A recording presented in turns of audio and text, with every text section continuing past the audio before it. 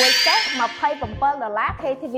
ថតទៅកន្លែងមើលដូចតាក់ភ្នែកហ្មងរឿងមួយកេះ$27 KTV ឥឡូវចាប់សួរមេខាង finance អាហ្នឹងគេបកស្រាយទៀតអាហ្នឹងគឺមានន័យថាម៉េចហ្នឹងមានន័យថាបើសិនតែយើងចូលក្រៅខេហ្នឹងគេលក់បៀឲ្យយើងក្នុងមួយកេះ$27ទេអូចឹងចាថ្លៃជាងក្រៅក៏ថោកជាងក្រៅថ្លៃជាងក្រៅដោយសារតែនៅក្នុង KTV ហ្នឹងវាមានរញ្ចាក់ក្រៅទេចាឲ្យយើងច្រៀងអូ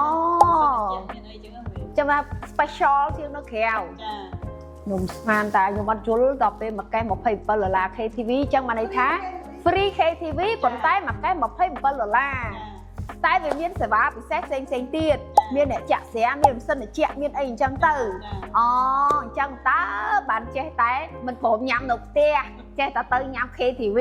topic នេះសម្រាប់អ្នកដែលសួរថាហេតុអីបានប្តីខ្ញុំចេះតែចង់ចូល KTV អញ្ចឹងមានកលឹះច្រើនព្រោះ KTV មានករណីតាក់ទាញច្រើនគឺ free ច្រើនមានទាំងអ្នកចាក់មានទាំងអ្នកចាក់នោះស្អាតទៀតហើយមានទាំងបន្ទប់ត្រជាក់ទៀតអញ្ចឹងបើសិនជាយើងចង់ឲ្យប្តីយើងចាប់អារម្មណ៍យើងជាងគឺយើងត្រូវតែបង្កើនservisឲ្យល្អជាងservisនៅ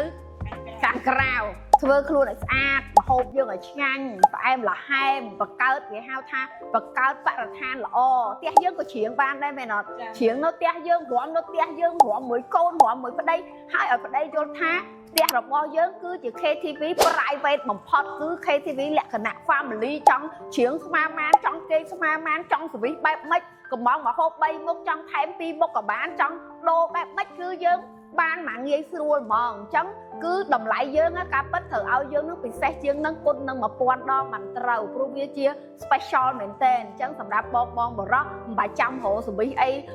promotion អី special ទេនៅផ្ទះរបស់យើងនឹងគឺល្អបំផុតហើយប្រពន្ធយើងគឺសម្រាប់តែយើងហើយយើងចង់កំបងអីយើងចង់បានអីយើងចង់បង្កើតក្តីសុខសុភមង្គលបែបម៉េចគឺកំបងបានរហូតហ្មងអញ្ចឹងណា